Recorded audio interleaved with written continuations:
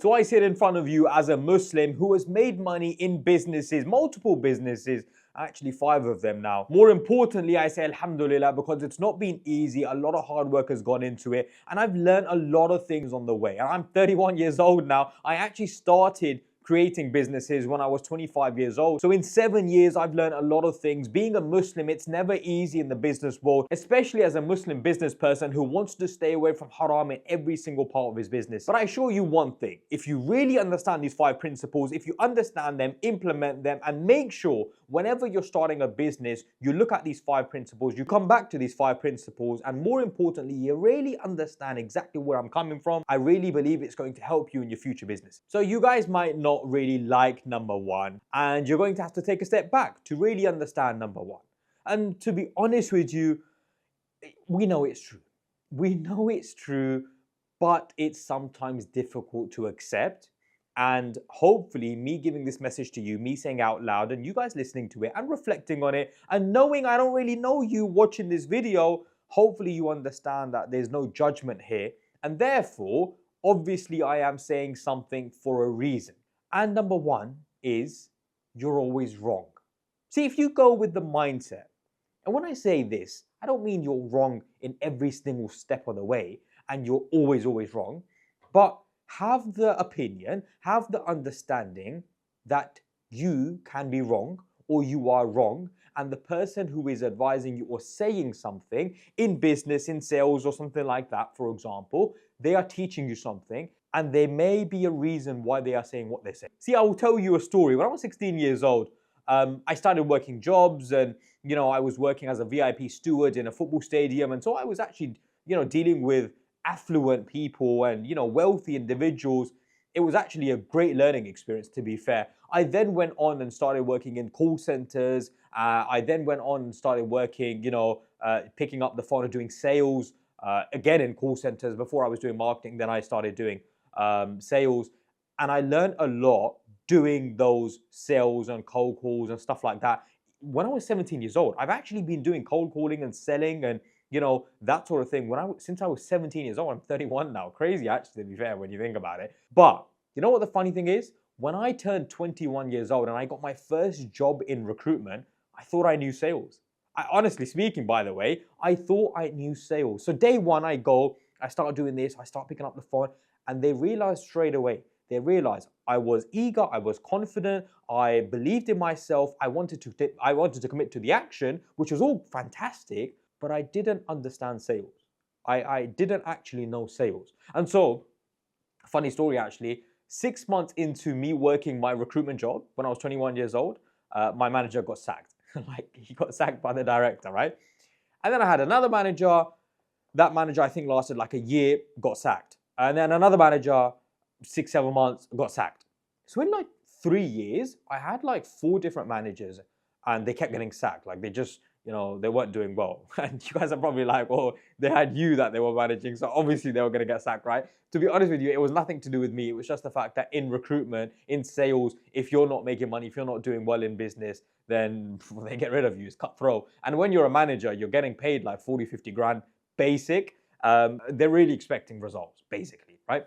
Anyway, everyone started saying to me, oh, we feel so sorry for you. It's so sad. Oh, you've had different managers. You've got no stability. And I sat there and I thought, it's the best thing that could have possibly happened. And it really, really was, by the way, because I learned something from every single manager. Every single manager had different ways of doing recruitment or, pick up the phone or doing whatever sort of thing. And I learned from every single manager. And that helped me a lot. Actually, someone could have been extremely good at sales. Another person could have been good at admin or back office or something else, right?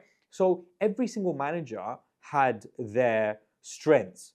And I learned from that. And actually 3-4 years in, I got access to multiple managers with 10 plus years experience. And there I was sitting as a 23-year-old with tons of experience, tons of information, tons of education. And guess what? More importantly, I was telling myself in every single part of the way, I don't know anything and I just want to learn as much as I can from these managers.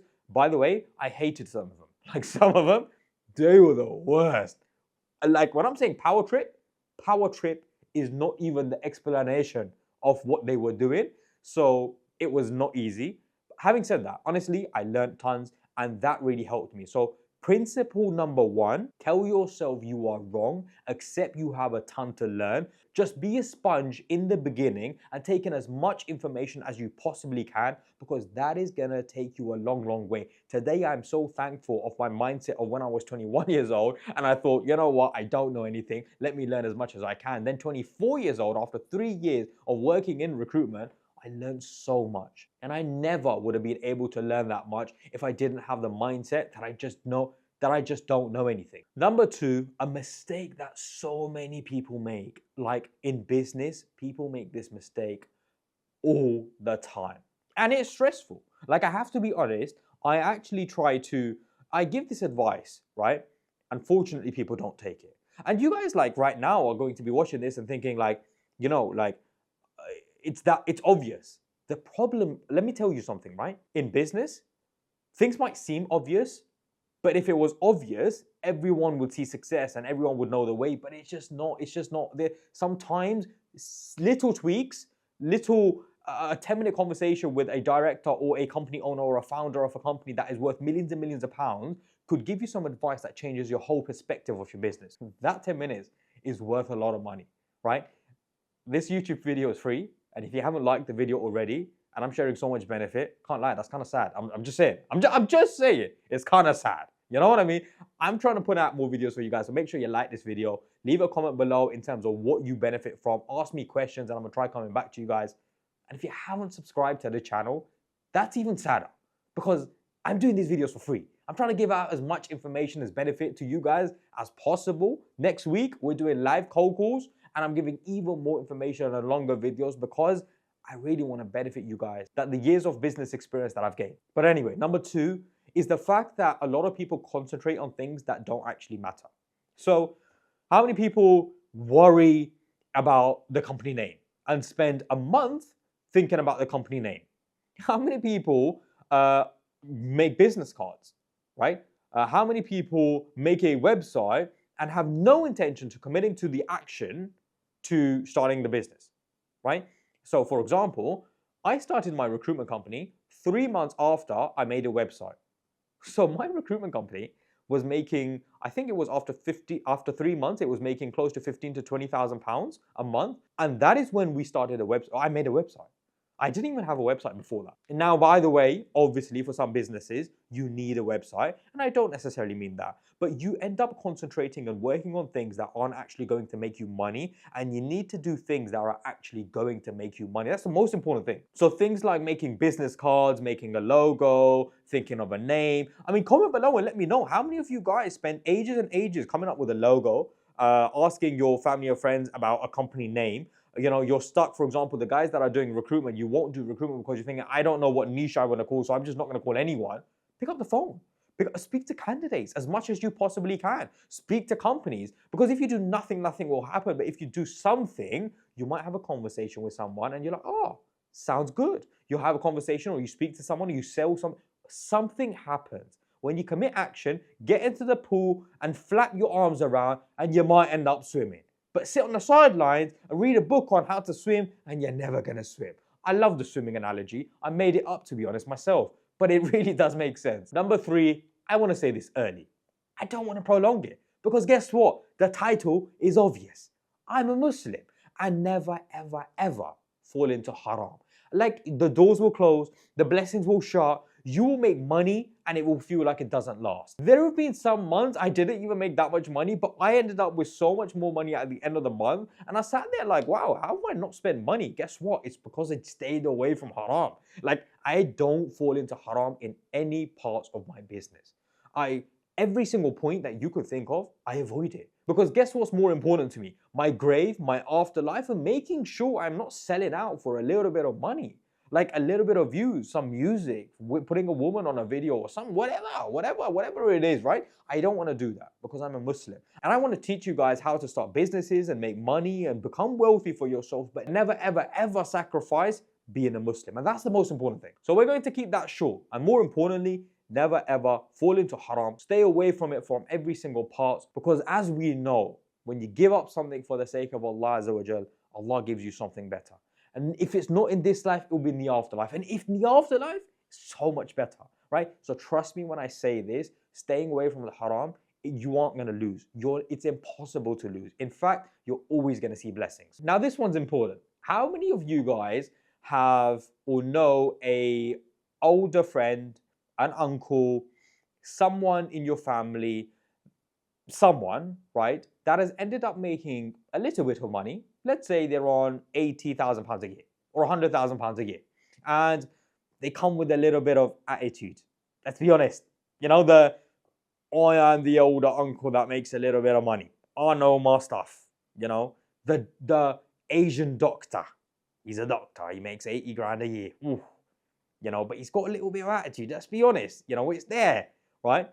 We've seen it a lot. And I'm not naming anyone, and I'm not saying someone specific. Let's be real, right?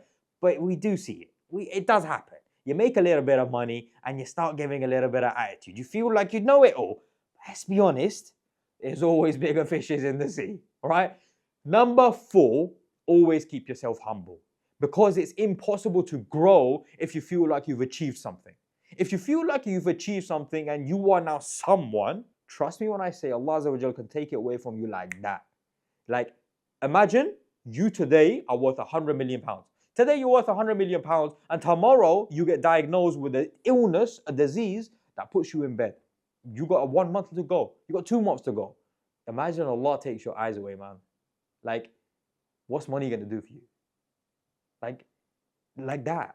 It's nothing. It means nothing. If Allah takes your eyes away, then all this, I'm wealthy, I'm rich, I'm this, it is nothing. And it stops you from growing because you feel like you've achieved something, but you haven't achieved something. You're still nothing. You're there. You're nothing, right? So the point is, stay humble. Never, ever, ever feel like you've achieved more than you've achieved. Always speak to people nicely, whether that person, you know, is the lowest earner, like, you know, whether that person is a cleaner in your office, whatever. Be nice to people no matter what, man.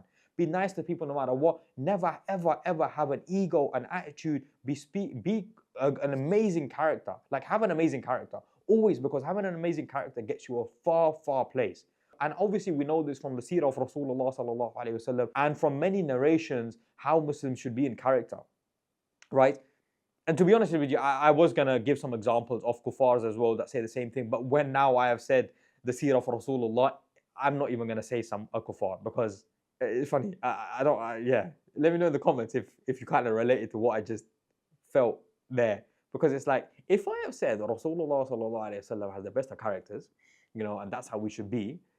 Now if I say like X person also has a good character, it's like, no. There is not also. There's no comparison. You get me? No, that's gone. Kale. This man here, brother, you're finished. You get it? By the way, some people, maybe, I know back in the days they used to find it a little bit odd. It's when I speak a little bit road or, you know, start cracking a few jokes and stuff, they start thinking, oh, like, why do you speak like a roadman? Sometimes, like, you know, it's just, you speak to people in different ways. I hope you don't mind. Right? But we'll go back to how I normally speak. And so number 5, and I would say this is important. Actually, when I was 21 years old, I started a job in recruitment, and 6 months later, I wanted to start my own company. Was it the right time? Probably not. But 23, I wanted to start my own company, and I didn't until I was 25. I sought advice of, I think it was about 4 different people, and every single one of those persons, whatever you want to call them, humans, said, don't start your own company. You're too young. You don't know what you're doing. And they were wrong, because I did know what I was doing. And at 25, I said, sod the advice. I'm still going to start my own recruitment company. And 6 months later, I was making £20,000 a month. And I've given evidence of this on other YouTube videos. In fact, I've shown my bank statements, right? So I was making that sort of money, and I was seeking advice of people, maybe validation of people, but actually those people, if we're being completely honest, and I'm not taking names out, did they actually want me to do as well as I wanted to do? Because if I started this company and made a ton of money and saw success, etc., it would mean that I'm, well, in essence, doing better than this person. So will that person actually want to give me good advice? A lot of the times the answer is no. There are some genuine people in the world, and we appreciate you guys. We love you guys. Many of you guys are watching this video, right? The reality is though, not everyone does want to give you good advice because they want you to do well, but they don't want you to do better than them. And so take advice of people, ask people questions, but be aware, people never want you to do better than them. And that's all for today. Make sure you subscribe to the channel, like the video, and comment below.